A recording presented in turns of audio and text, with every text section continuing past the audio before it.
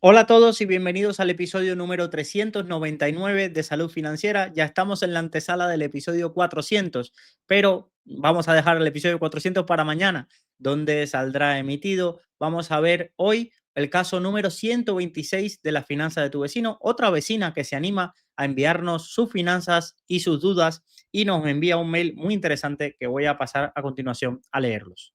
Dice: Hola Luis, descubrí tu programa de salud financiera gracias a una entrevista que escuché en un podcast. Me gustó mucho y decidí seguirte. Cada episodio me aporta algo nuevo y sobre todo me ayuda a seguir aprendiendo. Voy a hacer un paréntesis. Fíjate que no soy demasiado fans de ir a otros podcasts, programas. Agradezco las invitaciones, pero a veces pienso que no tengo nada interesante que contar y que en todos los podcasts se va a parecer un poco lo mismo, pero es cierto que es una buena forma que la gente descubra mi trabajo y al final, muchísimos de vosotros, la primera vez que me escuchasteis no fue porque estabais haciendo zapping en iVoox o en Spotify o en Apple Podcast, sino que porque me escuchasteis en otro programa donde ya escuchabais o estabais suscritos. Soy una mujer de 55 años y aunque no tengo muchos conocimientos financieros, me apasiona este mundo. Llevo años invirtiendo en algunos fondos y ahora, después de haber generado un pequeño capital, quiero dar un paso más. Hacer una cartera coherente, pensada para el largo plazo y con sus rebalanceos oportunos. Dispongo aproximadamente de 75.000 euros para invertir. He salseado con criptomonedas, acciones, pero ahí quedó todo. No es para mí y por suerte no he perdido capital. En cuanto a mi situación personal, tengo un trabajo estable, puedo ahorrar más de 500 euros al mes. A los fondos aporto 500, pero cada mes voy guardando lo que puedo y lo destino a gastos previstos o imprevistos cada año, viajes, hogar, averías, etc. Si esa cuenta de gastos imprevistos excede los 3.000, 4.000 euros, invierto en los fondos que considero el remanente. Mi marido también tiene trabajo estable, así que en ese aspecto estamos bastante tranquilos. Si llegado el momento de mi jubilación no necesito disponer del capital generado, pasará a mi hijo como heredero. Actualmente tiene 17 años. En cuanto al perfil de riesgo, me siento cómoda con una distribución 70% renta variable, 30% renta fija. Sin embargo, cuando la cartera aumente algo más, creo que preferiré un reparto más equilibrado 60-40. He vivido ya varias caídas, 2018, 2020, 2022. Aunque me mantuve invertida, cometí el error de dejar de hacer aportaciones por miedo. Espero haber aprendido la lección y estar preparada para aprovechar mejor la ocasión la próxima vez. Esto es curioso. Voy a comentarlo aquí porque es algo importante. Fijaros que no nos habla de que le haya pasado en una ocasión o que haya vendido, sino que 2018 le estuvo su cartera, 2020, 2022, y lo que le dio fue por, mira, no pongo más dinero. Y es una reacción muy natural de, oye, yo no sé si esto va a ser el fin del mundo, voy a dejar de aportar dinero y es algo que os va a pasar. El primer estadio es vender. Ese es el primero que cuando sintáis una caída y que creo que muchísimos de nuestros vecinos y oyentes se habrán sentido identificados, es cuando algo les cae mucho, la primera tentación es vender y me olvido. O olvidarse y dejarlo ahí sufriendo, aunque veas eso ahí y no quieras hacer nada más. Esto es otra de las sanciones, la segunda fase. La tercera fase, que vamos mejorando ya es, no vendo, pero no pongo un duro más. Es decir, oye, no, aunque lo escuche por ahí que es buen momento para invertir, me pesa más en la cabeza los agoreros que en ese momento ya estaban, os lo dije, esto ahora se viene aún peor, de esta no vamos a salir, se acaba el mundo, España se hunde y todas las cosas que dan mucha audiencia en esos momentos de caída. En esos momentos de caída, la polarización da lo mejor, no, hay que vender hasta tu casa y rehipotecarte para meter más dinero ahora, y está el otro extremo de no metas dinero, que esto aún le falta caída, yo los esperaré un 20% más abajo. Mentira, nunca lo esperas ni nunca terminas invirtiendo ese 20% más abajo. Si cae, llegaría a caer ese 20% más abajo, no pondrías más, y si no llega, pues nunca llegaste a poner dinero. En este caso son frases que quedan muy bien, son muy llamativas y dan muchas audiencias, pero que luego en la realidad luego nunca se cumplen. Hasta ahora he trabajado únicamente con Bank Inter, pero este año he abierto 3 fondos indexados en MyInvestor con la idea de reducir gastos. El Fidelity SP500 con 5.000 euros, el MSCI World con 5.000 y el Eurostock con 2.000 euros. Los dos primeros los contraté con divisa cubierta, aunque después de escucharte tengo dudas sobre si realmente merece la pena. Mi idea es ir traspasando a estos fondos lo que tengo actualmente en Bankinter. Aquí surge mi principal dilema, porque en Bankinter mantengo los siguientes fondos: Bankinter Sostenibilidad, Bankinter Índice América, Bankinter Índice Europa, Fidelity Global Technology, con dos clases. Mi idea es cancelarlos todos, salvo el Fidelity Global Technology con divisa cubierta, ya que me decanto por tener mayor exposición a Estados Unidos y a tecnología. Soy consciente de que son sectores con caídas potentes, pero también con recuperaciones rápidas. Paréntesis, que la tecnología en las últimas caídas, 2018, 2020, 2022, 2025, haya tenido recuperaciones rápidas, es decir, que se hayan situado por encima de el nivel que estaban anteriormente, no implica que sea un sector donde en horizontes temporales relativamente cortos, lo tenga que hacer bien exclusivamente. Por ejemplo, pensar que nuestra vecina tiene 55 años. No dice un horizonte temporal de utilizarlo en su jubilación con 65, pero vamos a plantearnos que tiene un horizonte temporal de 10 años. ¿Ha habido algún horizonte temporal en el sector tecnológico los últimos 10 años? Los últimos 10 años con rentabilidades, con los últimos 10 años, no, con 10 años, perdón, con rentabilidades mediocres o negativas, que es el peor escenario. El peor escenario es perder dinero a 10 años. Bueno, aquí tenemos el rendimiento del Nasdaq en los últimos. Nasdaq, el principal índice tecnológico norteamericano, pero bueno, también mundial. Es podríamos decir, el MSCI World Information Technology como un subconjunto de las compañías tecnológicas del MSCI World. Bueno, también nos podría valer, pero bueno, me viene bien este en particular. E imagináramos que invertimos a finales de 1999. Nos encontraríamos con 3 años, según este dato de Slick Charts, con 3 años de caídas del 36, 32 y 37%. Imaginar qué recuperación rápida. Así que en 2023, 49% de recuperación.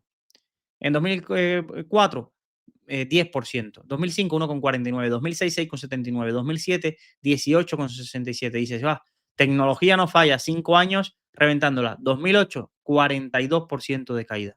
2009, 53.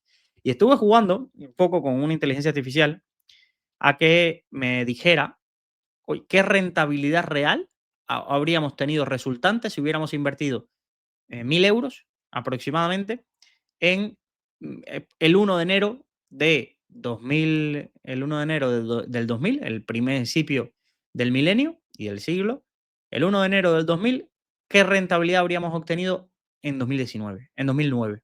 ¿Vale? Pues la realidad es que hubiéramos tenido anualizado un menos 6%. Es decir, habríamos perdido dinero. Habríamos perdido dinero a pesar de que haber estado invertido 9 años. 9 años. Y le dije, bueno, vamos a ver, no seamos tan catastrofistas. Cojamos el dinero y lo invirtamos el 1 de enero de 1999, que si no lo sabéis, 1999 aquí me marca un 101% de rentabilidad, creo que según la moneda, pero más de un 80% subió en 1999 el Nasdaq, prácticamente el Nasdaq 100 prácticamente seguro. Le dije, bueno, tómateme estos datos y dime qué rentabilidad habría tenido si hubiera invertido en 1999, el 1 de enero, con las rentabilidades esas del 80, casi 100% en el sector tecnológico. Y que vendo el 1 de enero de 2009, 10 años después. Rentabilidad anualizada, 0,11 positivo. 0,11 positivo. Es decir, habríamos perdido 10 años y nuestras rentabilidades, nuestro dinero se habría quedado prácticamente igual. Y eso sí, nos habríamos comido 3 años seguidos de caídas del 30%. Ya imagino lo doloroso y lo largo que se puede hacer un año cuando ya caes un 30%. Que al siguiente tu dinero vuelva a caer otro 30% y al siguiente otro 30%. Imaginar ese escenario. Imaginar ese escenario si más allá de no aportar, que fue lo que hizo nuestra vecina, hubieras seguido aportando. Hubierais seguido aportando y confiando de, bueno, esto se va a recuperar. Pero es que cuando ya estás a puntito de recuperar, incluso te vas por arriba, de pronto, ¡boom!, vuelta al abismo. Vuelta al abismo y te vuelve a caer tu patrimonio un montón. Imaginaros si os vais a quedar con ganas de tener un sector o una tipología de compañías en cartera. Por eso es difícil en horizontes temporales muy cortos, yo nunca concentraría ni en un sector, ni en una tipología de compañías. La cartera tiene que tener una diversificación muy grande para evitar que te pueda suceder esto. Y esto es posible que suceda. Que no haya sucedido en el corto plazo no significa que no haya sucedido en algún momento. Volvamos al caso. Dice, respecto a la renta fija, tengo dos fondos, el Ebly Short Corporate Bond, 5.000 euros, y el Nordea Low Duration Euro Covered Bond, 5.000 euros. También me planteo añadir uno o dos fondos de renta variable a los cuatro que me gustaría mantener. Quizás uno que reduzca algo de volatilidad del conjunto o simplemente alguna gestora que invierta en sus propios fondos o mercados emergentes. ¿Podría ser Cobas Selección una buena opción? Bueno, que reduzca la volatilidad, evidentemente Cobas no. ¿Alguna gestora que invierta en sus propios fondos? Me refiero, entiendo que te refieres a un fondo de autor que tenga un compromiso o que tenga ese skin in the game, podríamos llamarle. Sí, podría ser, pero eso tienes que tener tú la convicción, que tienes que tener tú la convicción de que ese producto y esa gestora es para ti. Gestoras que buscan protección del capital, pues en España tenemos una muy conocida, que es Cartesio. Es una de las gestoras que busca esa protección de capital, pero tienes que entender y decir, vale, quiero esa apuesta, ¿cuánto? Dentro de todo el universo de fondos, de gestoras que se juegan su skin in the game o de fondos, este es el que es para mí. ¿Por qué? ¿Cuánto los conozco? ¿Cuánto tiempo le he dedicado? O, por ejemplo, vimos hace unos días una clase de Avantage, Juan Gómez Bada, ¿vale? ¿Cuánto lo conozco? ¿Cuánto entiendo lo que hace? ¿Aporta algo distinto a lo que tengo en cartera? Sí, no. ¿Me quita volatilidad de la cartera? Sí. ¿Cómo lo hace? Vale, ¿estoy de acuerdo cómo lo hace? Bien. ¿Confío? Pues adelante. Es algo más complejo de lo que parece. Pero las apuestas por fondo de autor tenéis que entender que es como las apuestas no, esto símil lo he hecho mucho últimamente, parece que estoy pensando en mi matrimonio o lo que sea, pero es las apuestas que haces como por la persona que escoges para que te acompañe, que no tienes por qué que te acompañe toda la vida, pero es una decisión importante, porque no estás buscando, "Uy, mira, voy a apostar por esta carrera", que te pueden tocar 30 compañeros de clase, con algunos te llevarás bien o con algunos te llevarás mal, pero bueno, estás diversificado ahí, habrá sitio donde escoger, no, estás seleccionando a una persona y estás haciendo un compromiso de creer en esa persona. Pues al final, si te tuvieras que jugar todo a una carta, pues es importante que confíes en esa carta. Y creo que a día de hoy seleccionamos muchísimos fondos de autor sin tener el compromiso que se requiere entender que es un fondo de autor. Que entender que es un fondo de autor, que detrás hay personas que pueden tener malas noches, pueden tener una situación familiar complicada, pueden no atravesar su mejor época profesional ni personalmente, pero son fondos de autor. Pueden equivocarse y no tener nadie cerca que le diga por aquí te estás equivocando, o tener alguien que se atreva a levantar y decir, oye, por ahí no es. Es que es así, es que llevarlo a la vida real. A día de hoy invertís muchísimo, muchísimo en fondos de autor con el que no tenéis el compromiso de entender cómo funciona. Y enseguida vamos a la crítica. No, no, la crítica hasta a ti. Mírate, antes de coger y criticar al gestor en el que tú confiaste, coge y ponte al espejo y di, si yo no confiaba tanto en esta persona, si yo no confiaba en los años que llevaba invirtiendo y si solo confiaba en las rentabilidades que había obtenido, ¿por qué ¿por qué ahora le voy a gritar? ¿Qué ha hecho mal? ¿O por qué le estoy criticando? ¿Y por qué no me critico a mí primero de decir, oye, no tenías la convicción? Esto es fácilmente, volviendo al símil anterior que os había dicho, como cuando buscamos los culpables de lo que nos pasa fuera. No, los culpables somos nosotros. Los culpables somos nosotros de muchas veces pintarnos pajaritos en el aire y luego, cuando lo que encontramos son urracas, pues decir, wow, pues yo pensaba que eran pajaritos, ya. Y entraste a mirar, miraste todo, hiciste tu due diligence, como se puede decir, te tomaste tiempo. ¿Cuánto tiempo te tomaste realmente para analizar? Ah, es que esto no se podía saber ya. Después el no se podía saber, normalmente es no le dediqué tiempo a informarme. El no se podía saber normalmente está en nunca me he mirado un informe a la CNMV de lo que ha dicho. Me he mirado el 30% de las conferencias que ha hecho este gestor porque, bueno, vi una y me encantó tanto que no busqué ni me escuché la siguiente ni me escuché la anterior a ver si la coherencia entre lo que decía y lo que hacía era así. Nunca he hecho ese análisis, nunca, pues bueno, qué quieres que os diga? Pasa, pasa habitualmente. Por tanto, cuando dar el paso de delegar las inversiones, una cosa es delegarlas indexadas, dice, mira, yo lo que estoy apostando aquí es por el crecimiento del mundo y que porque estas carteras muy diversificadas van a recoger las compañías que lo hagan bien, que van a escoger las compañías que lo hagan bien, y si todo el mundo lo está haciendo mal, pues evidentemente mi cartera lo hará mal, pero nunca expuesto a que lo haga mal una. Eso es un mundo de donde está nuestra vecina ahora. Pero el mundo donde yo voy a escoger un fondo o confiar en un autor, primero tenemos que ver qué encaje tiene en nuestra cartera. ¿Vale? ¿Qué tipo de fondos de autor deberíamos buscar? ¿Vale? ¿Qué me falta?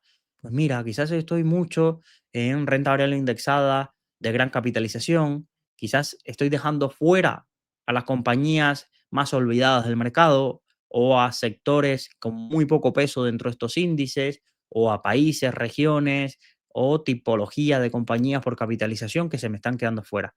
O en la renta fija, pues quizás estoy muy centrado en bonos corporativos nórdicos o en bonos europeos de una tipología y no estoy abarcando todo ese abanico que quizás puedo buscar, ¿vale? Con ese universo de lo que te falte, sales a buscar. Pero si no, al final vas a terminar pues viendo una conferencia, escuchando un webinar, te van a invitar a un cóctel un día donde te fascines por un producto y digas, pues lo meto aquí, que este me va a llevar a donde yo quiero un poco más rápido y mira que me orgulloso me siento de haber escogido el mejor producto o el mejor gestor español o el mejor gestor europeo, el nuevo Warren Buffett o cosas así. Hasta que se acaba ese idilio que normalmente ocurre 1 o 3 años de malos resultados, de 1 a 3 años de malos resultados, como en las parejas. Parejas al principio todo es bueno, todo funciona. Ahora, cuando ya empieza a ocurrir lo malo, cuando empieza a ocurrir lo malo, ya es como, uff, nos desencantamos. No, no, normalmente, y se dice que las parejas que más duran son las que logran atravesar esas crisis, pues aquí en tu cartera es lo mismo. En tu cartera exactamente es lo mismo. Si a la primera de cambio, cuando tengas 1 o 3 años malos con un producto del que estabas fascinado, se rompe el amor, pues mal vas, mal vas. Bueno, sigo con la lectura del caso de nuestra vecina. Además, tengo un depósito en Bankinter de 10.000 euros renovado al 1,40 que me he planteado mucho cancelar, pero me da cierta tranquilidad tener algo asegurado. Si los 10.000 euros es lo que tienes un poco, aparte de esos 3.000, no deberías tocarlo. Otra cosa es que vayas aprovechando las oportunidades que aparezcan por ahí. En Bankinter, hasta hace pocos días tenía fondos monetarios muy buenos que también podrías tenerlo y tienes disponibilidad inmediata. No es que estés arriesgando en exceso ese capital de los 10.000 euros, pero da igual. Esa parte con los fondos de emergencia, eso es como lo sienta cada uno, como lo sienta cada uno y cómo lo lleve en el día a día. Aquí reconozco que me pierdo un poco. No termino de comprender si los dos fondos de renta fija se complementan bien, a ver si me orientan un poco. Busco una rentabilidad algo superior a un 2-4%. En estos dos casos, has escogido dos fondos de duraciones muy cortas, de productos distintos. Uno es renta fija corporativa, otros son covered bonds, que son bonos con una doble garantía, la garantía del emisor y la garantía hipotecaria que hay detrás. No tienen exactamente mucho que ver, y eso está bien. Lo único que les une es que son bonos emitidos con muy baja duración. Por tanto, le afectarán poco las fluctuaciones de los tipos de interés, pero también no es que vayan a dar un rendimiento. ¿Van a dar más rendimiento que los monetarios o deberían dar más rendimiento de los monetarios? Sí. ¿Con mayor volatilidad? Sí. ¿Con mayor riesgo de quiebra y malos resultados? Muy poco superior. Los covered bond, Nordea siempre saca la foto que en 200 años no ha habido un covered bond europeo que impague. Eso siempre que veáis una presentación de Nordea de este fondo te va a decir eso. Y bonos corporativos a muy corto plazo, principalmente de la gestora Ebury, que está muy centrada en renta fija nórdica, pues también no es que vayan en los grandes periodos de estrés de la renta fija, no ha sufrido tampoco tanto este producto. Ahora, ¿es un producto o estas dos gamas son productos para intentar sacarle más de un 4 en un entorno actual de los tipos? Muy difícilmente. Para eso tendrías que subir un escalón en ambos productos, es decir, quitar en vez del Leverage Short Corporate Bond, dar esa parte que no te limite con duraciones cortas, y en el Nordea Low Duration Covered Bond irte a la gama más arriba, el Nordea Covered Bond, donde no tengas ese límite de duraciones cortas. Pero también depende para qué lo quieres. No lo quiero tener para que me dé un 4%. Buscar ese 4%. Y pues quizás para eso, si tu objetivo es rentabilidad, de obtener un 4% o 4 o 5% con la menor rentabilidad posible, pues puedas mirar otros productos que haya. Pero yo sigo pensando que en una cartera como la tuya, donde sí tienes ingresos estables, tienes capacidad de ahorro, pero primero en las caídas no has logrado lograr aportar, pues esta pata tiene que servir como defensa para que al menos en la siguiente crisis digas, mira, no pongo más dinero, pero internamente voy a ver si logro aportar, hacer traspasos de mi pata más defensiva a la pata que más se está cayendo. No te voy a pedir que des el triple salto mortal y que cojas y aportes más, hagas a ese mes ahorre fuerte o esos meses ahorre fuertes y aportes a tu cartera. No, no. Te estoy pidiendo mira, cuando ocurra la próxima caída, que llegará en tu horizonte temporal de 10, 15 años, históricamente ha habido caídas importantes. Cuando yo pienso una caída importante es mayor de un 20% en un activo de los que lleves en cartera, pues el siguiente paso es que esa parte defensiva haga su papel, sin que tú tengas que poner un euro más. En cuanto al peso de la cartera de renta variable, había pensado algo así, pero agradecería tu opinión al respecto.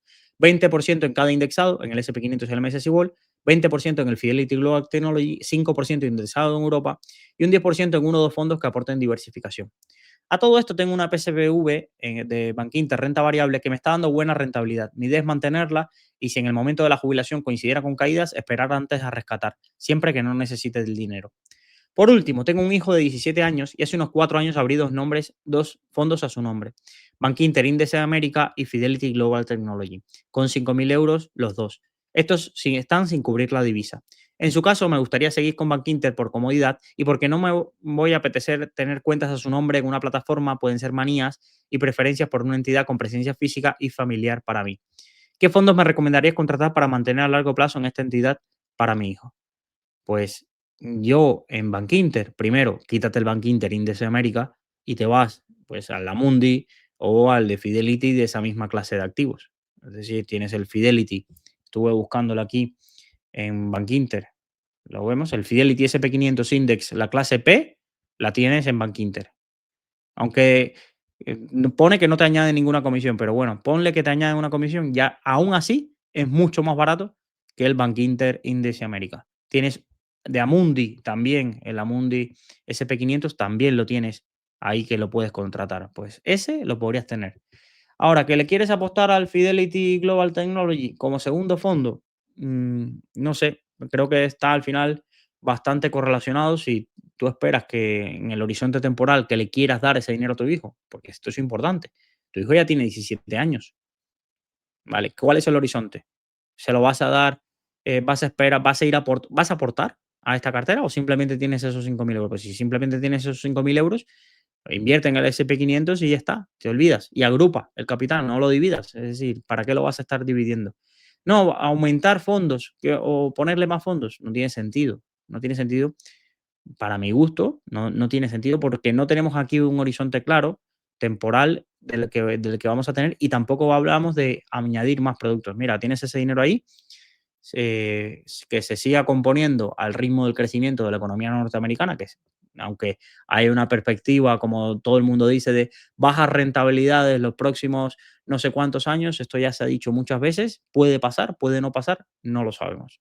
Pero ponerte a adivinar, si tienes dudas, pues en vez de solo la economía norteamericana, pues ponte el MSCI World, también saliéndote de los fondos de Bank Inter y poco más. Me planteo cancelar uno y buscar algo de renta fija, aunque con el importe que hay de momento apuesto casi 100% por el crecimiento. Eso es importante, es decir, ¿para qué te vas a ir a la mitad? Imagínate a renta fija. No, te puedes ir a mitad a renta fija si tu objetivo es decir, mira, este dinero lo que quiero hacer es para cuando mi hijo termine su carrera con 22, 23 años, pagarle el máster. Bueno, pues aquí, ya como estamos hablando de un horizonte de 4 o 5 años, pues quizás lo que no queremos es perderlo y que esos 5.000 que esos 10.000, por ejemplo, euros que tengamos, o 5.000 exactamente, se nos conviertan en 7 si hay una gran caída. Pues oye, al menos protejo una parte llevándomela a un producto que pueda ir componiendo, pero algo mucho más tranquilo. Pues me puedo ir pues a un buy and hold, un Brightgate, que dice, vale, no voy a subir tanto, pero voy a ir intentando rascarle un 4 o 5%, que ya está bastante bien, en el caso de que la rentabilidad norteamericana pues no crezca tanto esa otra pata. No sé, podría, pero por los importes creo que depende más de, oye, yo cuando mi hijo cumpla 30, que quizás se quiere independizar y no tenga una casa, son 15 años, yo ya no pueda, pues bueno, quiero ir haciendo estas aportaciones para que crezca. Bueno, esto estamos hablando de otra cosa, pero depende, me decís, el dinero para mi hijo cuando ya tiene 17 años, ¿para qué? ¿Cuándo? ¿Cómo? 5.000, 10.000, no sé, no tengo unos datos que me vengan a la mente tan claro como para decir, vale, se lo quiero dar con 25, pues bueno, puedes proteger una parte. Se lo quiero dar con 30 o que sea parte de su capital y que él decida, pues lo puedo dejar en renta variable global o renta variable norteamericana perfectamente. Como ves, tengo muchas dudas y como con mis conocimientos son escasos, me cuesta mucho crear una cartera para nosotros y para mi hijo con la que me sienta a gustos y no tenga que hacer grandes cambios. ¿Los fondos de Bank Inter merecen la pena o mejor olvidarme de ellos? ¿Los fondos de renta fija mixta están bien o mejor cambiarlos? Para mi hijo quiero hacer algún cambio. ¿Debería cubrir la divisa de los fondos indexados? Para mi gusto no. Vamos, no. Y sabéis lo que opino. En renta variable, cubrir la divisa para evitarnos el impacto de la divisa, al final, esa volatilidad es la volatilidad de la renta variable, la volatilidad de la divisa no aumenta en exceso el riesgo de lo que estamos haciendo. Aumenta, a veces nos irá bien, a veces nos irá mal, pero si el horizonte temporal es largo, tampoco deberíamos obsesionarnos con la divisa. Otro problema es que escucho mucho también otros podcasts. Me encantan los programas en los que José María Luna comenta sobre fondos de inversión y los contrataría a todos, todos me gustan. Aquí no voy a hacer el chiste, pues deja de escucharlo, porque es como decir, pues es que me encanta todos los dulces que veo cuando paso por delante del horno. Pues quizás la solución es no pase por delante del horno. Es que es así, es que es así. Y además, no, José María Luna es un excelente profesional, no va a la crítica en base a eso, sino en base a la crítica es el programa. El programa en sí es el que no tiene sentido. Es como si se volviese esto aquí, el consultorio. Bueno, Luis, dime un fondo bueno o bonito y barato, un fondo que tendrías para toda la vida. Y yo voy y todas las semanas te suelto uno. Y te cuento por qué ese uno. Y además, todas las semanas, si no quiero que el programa sea el mismo, tengo que traerte cosas nuevas. Pues mira este fondo ahora, qué impresionante es. Pues acabo de descubrir este fondo. Hay 50.000 fondos en Europa. Podría estar, podría estar todas las semanas diciendo uno bueno, uno bueno, y no me daría la vida para ello. No me daría la vida. No tendría tiempo humano físico para todas las semanas hablar de un fondo bueno y no repetirme. ¿Y te lo vas a comprar todos? ¿Piensas que quien te lo está diciendo se ha comprado todos? ¿Piensa que quien salen a un consultorio o a hablar de un fondo los tiene comprados? Entonces, es el momento, en este caso, en el que reflexionéis muchas veces de separar la persona del personaje. Oye, ¿cuál es su función en un consultorio de radio? Pues hablar de productos que la audiencia luego salga, busque y diga, ay, qué bueno este fondo que me has recomendado, o este bueno qué fondo este que ha hablado. Pues creo en el sesgo de autoridad de esa persona y me voy contento, y me voy contento. Ese día, el día que la persona dijo el consultorio, porque si alguien habla de un consultorio o en un programa de radio de un fondo y luego la persona busca y dice, uy, una persona sin muchos conocimientos. Este fondo en los últimos 3 años ha dado una paliza. Qué malo ha sido. Pues dejas de confiar en la persona en la que has hablado, cuando quizás ese fondo esté en el mejor momento posible para comprarlo, porque su filosofía sigue intacta. Las compañías en las que invierte han tenido una penalización muy grande, pero por X motivo externo que está a punto de cambiar. Pero al inversor, esa persona que hace un consultorio, y no quiero personalizar a José María Luna, porque además nunca lo he escuchado, lo que quiero haceros ver es que quedaría muy mal como divulgador. Entonces, la divulgación basada en productos que estén muy bonitos o que queden muy bien es súper cómoda. Pero ya os digo que muchísimas de esas personas que te hacen carteras, modelos, lo que sea, no invierten en ninguno de esos productos. No invierten, primero, porque sería imposible, no tendrían dinero suficiente para deciros poder invertir en lo que ellos están hablando. Simplemente ese es su negocio. Ese es su negocio. Eso es como pensar que los que por la noche enciendes y está la teletienda y lo que te lo están vendiendo, ellos se compran cada uno de los productos que venden. No, son vendedores. Su objetivo es vender y para ello todas las semanas tienen que tener un producto nuevo el que venderte. Un producto nuevo el que venderte o del que hablarte para que tú vuelvas a sintonizar. Pero no significa para nada de que esos productos sean comprables o que deberías comprarlos o que deberías planteártelos tener en tu cartera. Es un gran reto. Y para mí el principal y el mayor miedo, ya os lo dije, lo he comentado aquí, con mi focus list, el mayor miedo con el curso de análisis práctico de fondos es justo ese, que la gente asuma que fondo que yo analizo es fondo que yo recomiendo. Y por eso no ha sido buscado, pero siento que ha ido desapareciendo poco a poco de este programa, ha ido desapareciendo el análisis de un fondo en particular. ¿Por qué? Porque a mí yo quedaba muy bien, joder, cuando hice el capítulo de Rammore, cuando hice el capítulo de Global Allocation, de Copernic, cuando hice el capítulo de Fast Global. Quedas muy bien porque la gente dice, wow, el efecto wow, qué guay este podcast o lo que sea, pero al trimestre tengo a la mitad de gente enfadada y a la otra mitad adorándome. Quien oyó aquí Copernic y no lo conocía y invirtió en él y le ha ido muy bien en 2025, ¡buah! Qué fondazo me recomendaste, Luis, cuando yo no he recomendado nada. Pero la gente lo asocia como que yo lo he recomendado. Qué fondazo. El que invirtió en Guinness, buah, pues el Guinness ni fu ni fa, ¿eh? El Guinness, que si la divisa, que si no sé qué, buah. No quiero un fondo de estos que esté expuesto a divisa, quiero fondos que no estén expuestos a divisa. Ah, el Fidelity Fast Global, pues vaya año se está pegando. Esto de que tenía posiciones cortas y largas, pues no ha dado ni una. La tecnología sigue subiendo, el value no ha hecho mucho, pues ahí se ha quedado ahí en tierra de nadie. Esto es así. Entonces, el otro día un oyente me lo decía: "Ay, Luis, es que me gustaban más los episodios donde analizaba a fondo". Y yo: "Ya, pero si el problema es que os gustan estos episodios para copiaros, cuando yo no estoy invirtiendo en ninguno de esos productos". En el artículo que saca Leo en el Moclano veréis mi cartera. Ahora, me cuesta mucho tener que ponerme a evangelizar y no solo a explicar productos, sino a explicar productos para quién tendría encaje, para qué tipo de perfil y que luego no lo copiéis. Y que luego no os lo copiéis. ¿Por qué? Porque luego copiáis y estáis preguntando a los 3 meses, Luis, ¿y este lo podría cambiar por este otro? Y este no sé qué. Pues qué sé yo, no lo sé, no lo sé. Si es que los fondos mínimo deberíais darle 3 a 5 años, 3 a 5 años. Y lo queréis cambiar porque no sé quién, porque aranceles, que si no sé qué, porque si la divisa, porque si tiene demasiada exposición a esto. Ah, y eso no lo sabías antes. Y eso no lo sabías antes. No, realmente muchas veces lo que pasa lo que pasa es que compramos un fondo por el FOMO y el FOMO lo único que va relacionado es con rentabilidades. Y cuanto antes lo reconozcáis, antes se sale.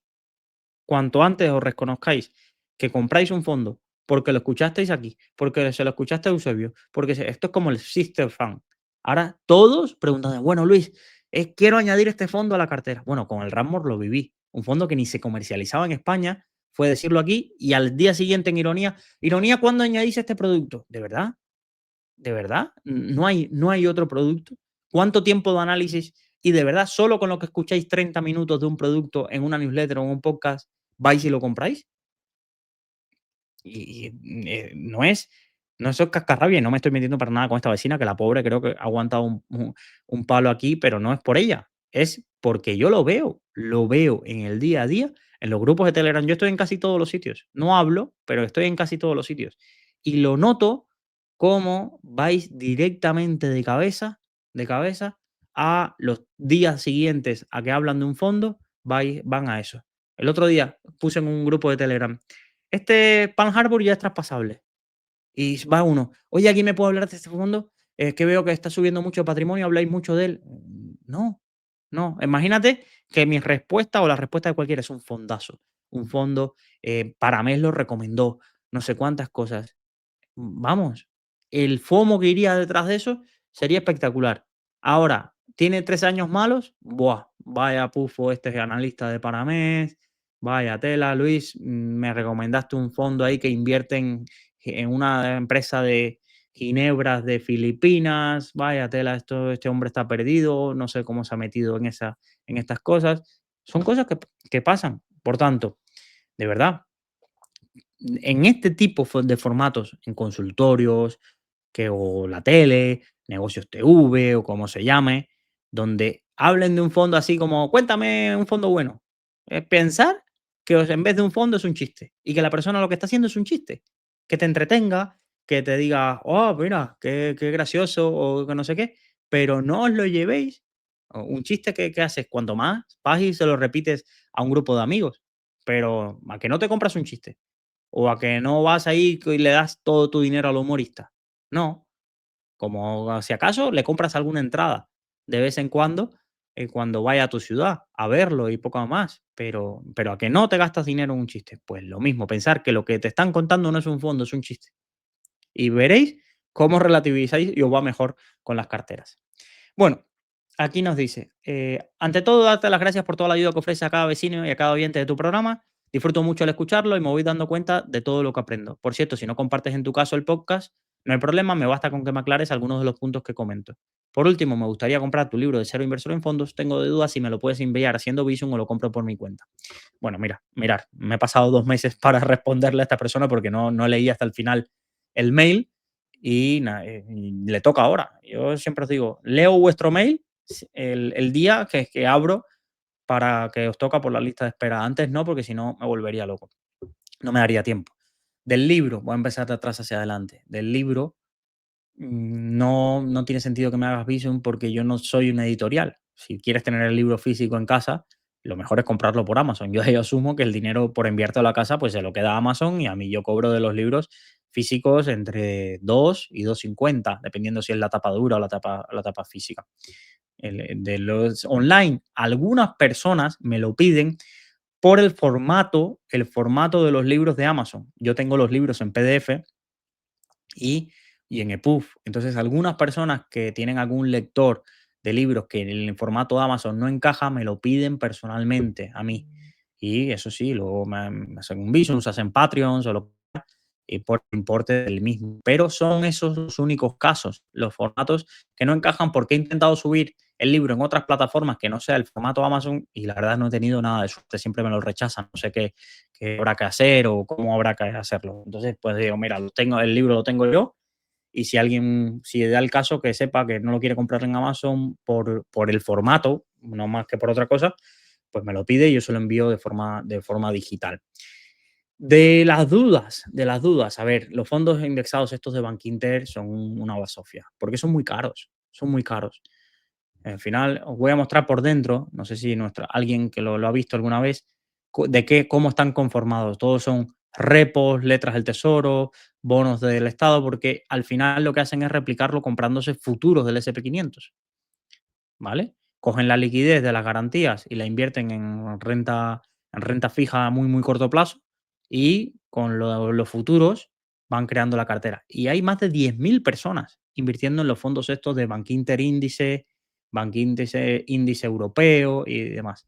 Y lo veis, nunca van a dar la rentabilidad del índice. Siempre van a estar por debajo, pero no poco por debajo. Van a estar bastante por debajo porque es que la comisión es del 1,19%, 1,19, 1,20.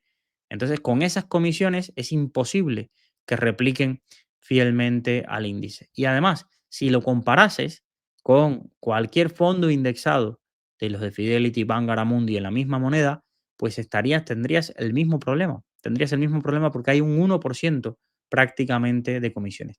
Si fuera como antes en Bankinter y no tuvieras acceso a otros productos indexados, vale. Pero yo, antes que irte a MyInvestor, así, y pues es que en Bankinter, en el propio buscador de fondos de Bankinter, los tienes. Otra cosa es, te cobren comisiones de custodia y demás. Bueno, ya ahí te plantearías y decir, oye, si no es imprescindible estar en Bankinter, ¿hay otra entidad que me ofrezca fondos indexados? Bueno, pues ahí tienes irte a, ya lo diré, Renta 4 te los ofrece con comisión de custodia, Selfbank ofrece alguno también, algunas categorías sin comisiones adicionales, creo recordar, bueno, MyInvestor los tienes disponibles, ya ahí te planteas cosas. Ahora, la distribución que haces, bueno, ya no te voy a hablar del Bankinter Sostenibilidad, que te ponen una palabra que parezca que es un fondo totalmente distinto cuando estamos a un fondo de renta variable 90% y cuando las principales posiciones son Microsoft, Nvidia, Alphabet, Apple, Visa, Amazon. Cuando el active share del fondo es de 55. Sabéis que mientras más bajo sea el active share, más parecido al índice es el producto en el que estás invirtiendo. Y aquí no sale la métrica de tracking error, pero debe ser un tracking error bajísimo. Bajísimo porque esto es casi un semi-indexado. Es lo que estaríamos viendo aquí. Por tanto, ya tienes Bankinter Índice América, que es el SP 500.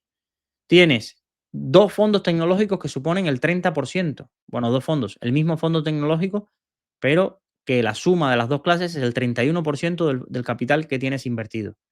Bankinter Índice Europeo, bien. Y le añades un 11% que está totalmente en acciones tecnológicas, principalmente de Estados Unidos, pues no tiene ningún sentido. No tiene ningún sentido tenerlo en cartera. Eso es el típico fondo que te sobra. Típico fondo que te sobra. Ahora bien, ¿los productos que hemos añadido de renta fija son coherentes con el perfil inversor? Sí, sí. Lo que no es coherente es con sacarles un 4% anualizado, porque vamos a mirar en los últimos 3 años y en los últimos 5 cuál ha sido la rentabilidad real de este producto, de estos dos productos, para que veamos que no podemos esperar eso. Por ejemplo, a 5 años anualizado, el Eblic Short Corporate Bond un 2,48. El Nordea Low European Covered Bond un 1,42. Son productos para proteger capital. Mirar que la volatilidad es bajísima en ambos casos, a pesar de uno ser 1,58 el fondo de renta fija corporativa, 1,15 en el caso de los covered bonds. Entonces, no podemos esperar rentabilidades del 4% con esa pata. ¿Qué podemos esperar?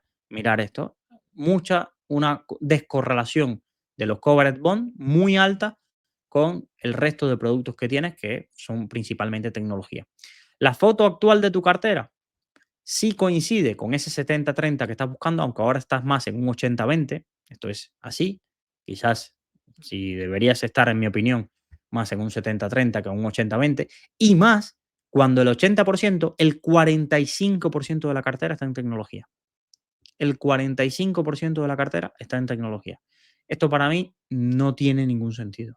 No tiene ningún sentido por el horizonte temporal que tienes, por la experiencia que puedas tener seleccionando o la forma en la que has gestionado fuertes caídas en el pasado. No tiene ningún sentido hacer una apuesta tan concentrada del 45. Ni aunque estuvieras, no es que tengo el mejor fondo de inversión que es el Fidelity Global Technology, ni aunque esa frase, que es una falacia, fuese verdad, deberías tener un 45% de la parte de renta variable que tienes en tecnología. Es una apuesta tan concentrada que para eso pues tiene una moneda caro cruz y ya está, quédate con un fondo. Quédate con un fondo y con liquidez.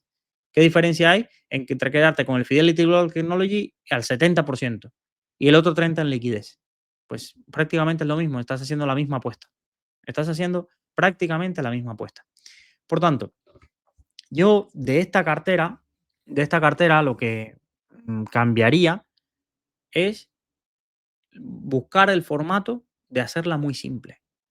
Entonces, te estás complicando la vida cogiendo al SP 500, un índice europeo, y luego por arriba metéis al MSCI World, que lo único que te está añadiendo es algo de Japón y algo de Australia, ¿vale? Bueno, y algo de Canadá, pero muy residualmente. Entonces, decide cómo quieres replicar al mundo. ¿Cómo quiero replicar al mundo? Mira, quiero replicar al mundo con los índices por separado, así puedo controlar los pesos. No quiero tener tanto en Estados Unidos, pues bajo el peso del SP 500 e invierto más en el índice europeo que tengo.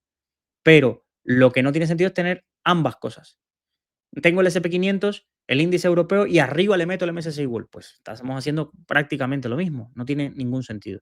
Lo de las divisas, en mi opinión, y esto ya es opinión de cada uno, divisas sin cubrir. Divisas sin cubrir. ¿Por qué?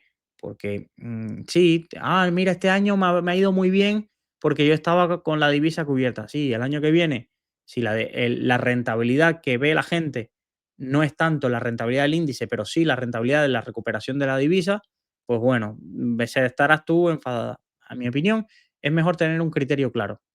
Ahora, ¿tú vives tranquila cubriendo divisa? Al menos cubramos divisa en cosas que tengan sentido. Oye, tengo el SP 500 que es totalmente en divisa contraria, ¿vale? En otra divisa me refiero, pues cúbrelo. Ahora, productos, imaginaros que el MSCI World o el Fidelity Global Technology, ¿cuánto de toda la cartera está en divisa contraria? ¿Cuánto? ¿Me compensa cubrir el 60% de la divisa y el otro 40% que sea en euros? No. ¿Cuánto impacto de volatilidad tendría? ¿Cuánto va a mejorar mi rentabilidad? Pues que no, para mí no tiene sentido ninguno. Ahora, ¿qué productos añadir? Pues yo más que productos, lo que intentaría plantearme es los pesos que tienes en la cartera y la configuración. ¿Quieres apostar por tecnología? Ya estás apostando por tecnología. Ya lo estás haciendo. Es decir, ¿quieres aún tener más? Pues bueno, es una decisión muy personal, pero que sepas que tienes que tener la convicción en eso y asumir que te puede no salir bien. Que puedes venir otros 10 años del Nasdaq o de la tecnología a nivel global donde las rentabilidades no sean tan destacadas y tú lo has querido sobreponderar. Y tú lo has querido sobreponderar. Luis, ¿eso me estás queriendo decir que tú eso es lo que esperas? No, no tengo ni idea. No tengo ni idea. Lo que sí tengo idea es que en los últimos 15 años la tecnología ha sido la mejor clase de activos y ya sí es con exposición a norteamericana aún más, pero los 15 anteriores no lo fue. ¿Cómo serán los 15 siguientes? No tengo ni idea. No, los 15 anteriores, los 15 siguientes no tengo ni idea. Y como no me gusta hacer apuestas concentradas, lo que veo en tu caso es una apuesta concentrada. ¿Cómo se puede hacer y bajar? Oye, ¿quieres tener el Fidelity Global Technology como una apuesta adicional a la indexación? Pues venga, dale un 5, un 7 en tu cartera, pero no un 30 y pico. Y más cuando tu cartera está indexada. Para mí no tiene sentido. Para mí no tiene sentido. No, y me compro una clase con divisa cubierta y otra sin divisa cubierta. ¿Y entonces qué? Unos años te irá bien uno, otros años te irá bien otro, pero no tiene para mí tampoco esa división sentido. Entonces, yo más o menos me hacía una carterita donde, mira, el 20% el SP 500, 15% mercados emergentes de los que no tienes nada, 15% mercado europeo. Luego, 5 o 10% podrías darle al Fidelity Global Technology, a Japón, que es lo que se nos quedaría fuera. ¿Quieres ahorrarte todo esto? Mira, te compras, no sé si en el buscador de fondos, a ver si lo tienen.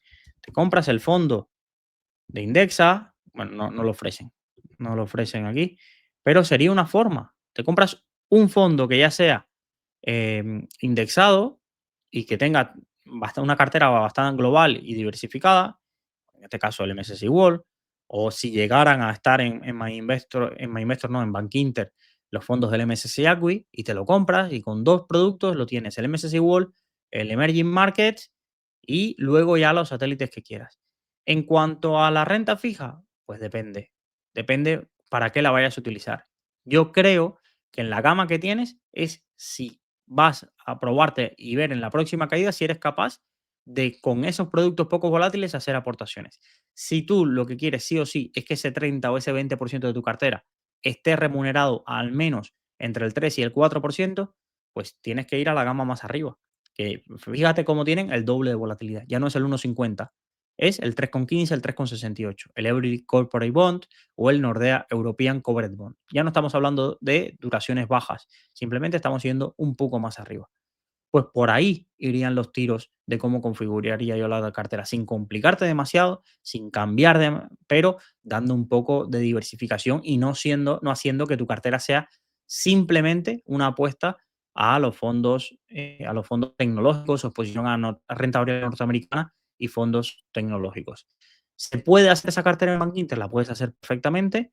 Simplemente revisa si los fondos indexados que hay disponibles no te cobran comisiones adicionales, e incluso si te las cobraran serían más baratos que el Bank Inter, las versiones de Bank Inter que tienes, y luego también, si no, te puedes plantear irte a My Investor o a otra entidad. Con la cartera de tu hijo, pues depende del horizonte temporal. Si el horizonte temporal para lo que quieres usar los 10.000 euros es muy cercano, protege un poco con renta fija, que no tiene por qué ser renta fija tan de poca volatilidad como hemos visto. Te puedes ir a eso, a un buy and hold renta fija, te puedes ir a un Brightgate Global Income, te puedes ir a un Flossback Bond Opportunity, te puedes ir a todo ese tipo o esa gama de productos que buscan un poco más de rentabilidad en la renta fija, pero al menos sin tener la volatilidad de una de la renta variable, que la renta variable te puede caer un 30-40% mañana sin ningún problema. No hay ningún impedimento en que la renta variable no te caiga un 30 o un 40% de la noche a la mañana.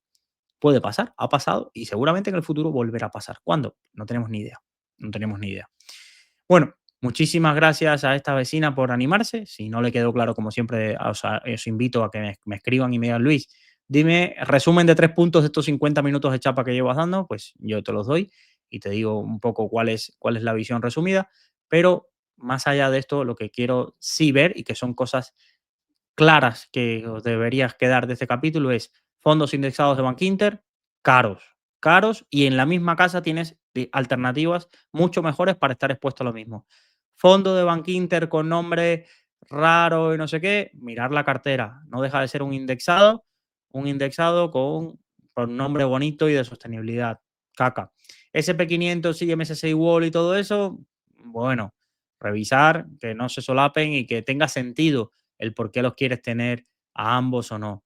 Y apuesta sectorial sobre algo que ya tenéis en los índices, para mí es algo arriesgado y más para perfiles de riesgo, para perfiles con horizontes temporales más cortos de lo habitual. Tiene que ser algo, un convencimiento que diga sí o sí, mira, yo quiero hacer esto, pero si no es así, mejor hacer carteras más tranquilitas y llegar al objetivo como se busca. Siguiente paso en tu carrera como inversora, pues formarte más, entender que no te cuelen un Bank Inter sostenibilidad, que tú misma te des cuenta de que tienes comprado un producto que es exactamente lo que tienes antes. Aprender a ver los solapamientos, las correlaciones, comprar productos y entender sus diferencias. El Short Corporate Bond con un European Covered Bond, ¿en qué se diferencia? ¿Qué es un Covered Bond? Mira si tienes camino todavía como inversora para aprender y llegar a un punto donde tengas esa confianza de que no haya nada en tu cartera que no esté bajo tu control. Otra cosa es que te vaya a ir bien o vaya a ir mal, pero al menos tú sabes en qué está tu cartera. Y ese es el objetivo que todo vecino y vecina debería ponerse luego de leer un libro mío o luego de tragarse estos episodios tan largos o de escuchar mi podcast. Saber exactamente qué tengo en mi cartera, a qué me estoy exponiendo, a qué no me estoy exponiendo. Y luego nos puede ir bien o mal, pero al menos nosotros éramos conscientes. Nosotros éramos conscientes. Esto, yo lo repito siempre a muchos que os invertís en productos muy exóticos. Si yo no tengo problema en que invertáis, perdón, en esos productos exóticos. El tema es que lo hacéis solo porque adoráis a quien os habla de esos productos exóticos. Y muchas veces no os habéis tomado vuestro tiempo a analizar independientemente, como fuente independiente, lo que tenéis en cartera. Lo que tenéis en cartera. Y si lo queréis, y si no. ¿Vale? Entonces, ese trabajo hay que hacerlo. Y además, por lo que yo voy a abogar es porque ese trabajo se haga, se haga. Que alguien se moleste porque diga, oye, pero ¿para qué tenemos que estar revisándolo tanto? Pues para esas personas este podcast no es. Este podcast no es. Y es que es así, no es. Si tú tienes una fe ciega en un gestor o en un asesor o lo que sea y no vas a cuestionar nada, no vas a revisar su cartera, no te interesa ver si lo que dijo hace 3 años se parece a lo que dijo ahora o su evolución y preguntarle y ser incisivo con un gestor, este podcast no, para ti, no es para ti, no pasa nada. Hay muchísimos más. hay muchísimos más donde encontrarás exactamente. Y yo no digo que este podcast sea mejor porque hagamos eso, pero al menos aquí lo vamos a hacer. Aquí lo vamos a hacer y ese es el compromiso, porque es lo que yo haría, es lo que yo haría. Y entonces lo que no puedo ser falso y decir, no, confía. Para mí sería mucho más fácil. Me llegáis y me preguntáis por un fondo de autor y decís, "Buah, este tío es buena gente, divulga que flipas, todo lo que son verdades, confía en él. Y si va mal, pues mira, ha tenido mala suerte. Ha tenido mala suerte. Todas las justificaciones que me transmitan a mí, yo cojo como un papagayo y las repito. Ese es el camino fácil, pero como no lo hago en mi día a día y como yo soy muy crítico en mi día a día, a pesar de que yo también soy consumidor de contenido de muchos de esos grandes gestores o de muchos de esos divulgadores, claro, si yo soy el primero que me encanta aprender y claro que me leo y que aprendo. Otra cosa es que leo y aprendo con las gafas sin gafas de 300 euros, pero con gafas de, esto que ha sonado no me suena. Y algo que tengo bueno es que tengo buena memoria. Tengo buena memoria, no tanto como la de Manolo, que veréis en el episodio siguiente, pero tengo buena memoria y sé cuando dijeron aquí digo y ahora están diciendo Diego. Y sé cuando lo que no están comentando. Y soy tan friki que me leo los informes y lo que no cuentan o lo que no dicen o lo que el folletico de marketing me intenta ocultar. Pero no solo con los gestores, con las gestoras grandes internacionales también pasa esto. También pasa esto. Y es algo para lo que yo estoy ya vacunado y prevenido. No significa que gane un céntimo de rentabilidad adicional por eso, pero al menos a mí me sirve. Y es lo que intento que a veces os sirva a vosotros. Muchísimas gracias. Mira, al final se me ha ido un episodio bastante extenso y nos vemos mañana en el episodio 400. Espero que la conversación con Manolo sea de vuestro agrado y nos volvemos a ver en un nuevo episodio.